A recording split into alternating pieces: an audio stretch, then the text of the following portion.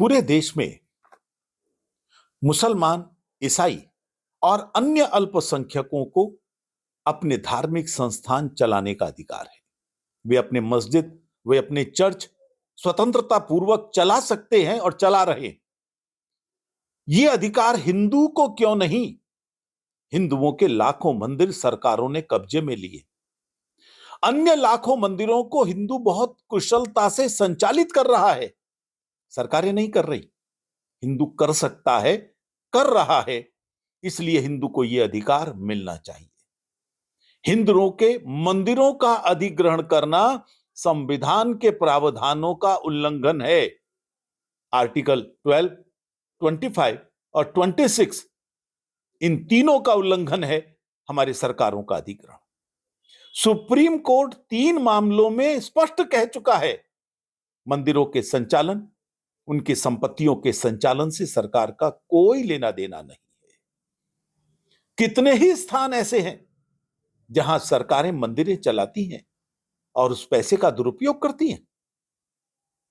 करोड़ों हिंदू जिस आस्था के साथ वहां पैसा देता है, चढ़ावा चढ़ाता है, वो तो भगवान के चरणों में चढ़ाता है और इस उद्देश्य से चलाता है कि उस पैसे का उपयोग हिंदू धर्म के विकास के लिए होगा, उसकी आस्था के विकास के लिए होगा। लेकिन उस पैसे का दुरुपयोग किस प्रकार से होता है? कई बार ऐसे समाचार आते हैं, ईसाई मिशनरियों को या मदरसों को या वक्फ बोर्ड को, और पहले तो हज यात्रा की सब्सिडी के लिए भी उस पैसे का उपयोग होता था। Hindu money for Hindu cause. जब चर्च का और मस्जिद का पैसा कहीं और नहीं लग सकता तो हिंदू मंदिर का क्यों? यह एक मानसिकता है। मुसलमानों ने, जो आक्रमणकारी थे, उन्होंने मंदिरों को लूटा, अंग्रेजों ने कब्जा करके लूटा, और वही मानसिकता आजादी के बाद कई सरकारों की बनी हुई है। यह गुलामी की मानसिकता है। हम इससे मुक्ति दिलाना चाहते हैं। अब मंदिर सरकारों के नियंत्रण में न रहे, यह संविधान की इच्छा है, यह न्यायपालिका की इच्छा है, यह हिंदू समाज की इच्छा है। और इसके लिए हम राष्ट्रव्यापी अभियान बहुत शीघ्र प्रारंभ करने वाले हैं। कई राज्य सरकारों से चर्चाएं भी हो रही है, कुछ राज्य सरकारों की सहमति भी मिल रही है। पहले स्टेज में हम उनको समझाएंगे, आवश्यकता पड़ी तो आंदोलन भी करेंगे।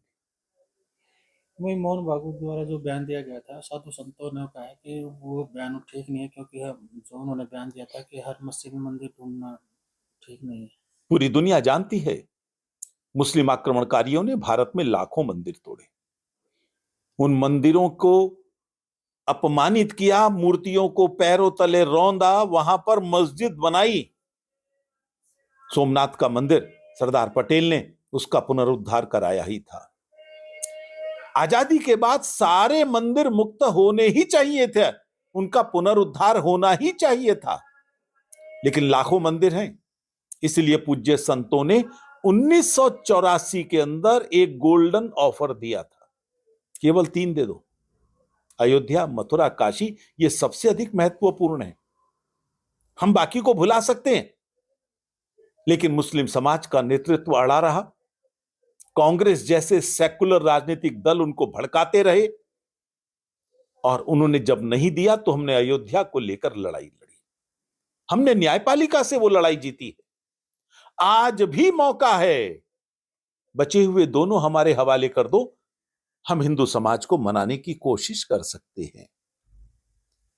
पूज्य मोहन भागवत जी ने जो कहा वो पूरे देश के लिए कहा है। उन्होंने ये भी कहा है कि कट्टरता छोड़नी चाहिए। कुछ विषय अदालतों में है ना, लेकिन अदालत में जाते ही, अर्जी दाखिल होते ही मुस्लिम समाज के नेता धमकी देते हैं, सड़कों पर उतरने की बात करते हैं। ये कौन सा तुम लोग न्यायपालिका का सम्मान कर रहे हो? इसलिए मैं उन नेताओं से भी अपील करता हूं, न्यायपालिका के निर्णय की प्रतीक्षा करें। सड़कों से फैसला नहीं होगा, फैसला न्यायपालिका में होगा, और अभी भी मौका है। सरसंघ चालक जी बात को मानो और तुरंत कम से कम ये 2 स्थान हिंदुओं के हवाले कर दो। हिंदू सद्भावना के लिए, सौहार्द के लिए बाकी चीजों पर पुनर्विचार कर सकता है। लेकिन दूसरे जो साधु संत है, शंकराचार्य हैं, दूसरे संत हैं, वो मना कर रहे हैं कि विशाल मंदिर ढूंढना चाहिए हर मुस्लिम। उनका विचार है वो, और स्वाभाविक रूप से यह भावना प्रत्येक स्वतंत्र देश के नागरिक की है। पूरी दुनिया में हुआ है ना, आजाद होते ही गुलामी के अवशेष उतार कर फेंक दिए, लेकिन यहां पर चूंकि हर गली के अंदर इस तरह का विषय है, इसलिए कहीं ना कहीं तो विषय रोकना ही पड़ेगा। और देश के साधु संतों ने ही तो ऑफर दिया था। अरे नहीं मानोगे तो ये साधु संत सड़कों पर नहीं उतरेंगे क्या?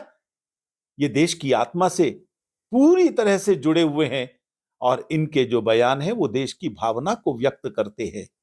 इसलिए मुस्लिम समाज को आगे बढ़ना चाहिए, और इस विषय को आगे न बढ़े यदि वो चाहते हैं तो बस ये 2 स्थान दे दीजिए, पूज्य साधु संतों को हम मनाने की कोशिश करें।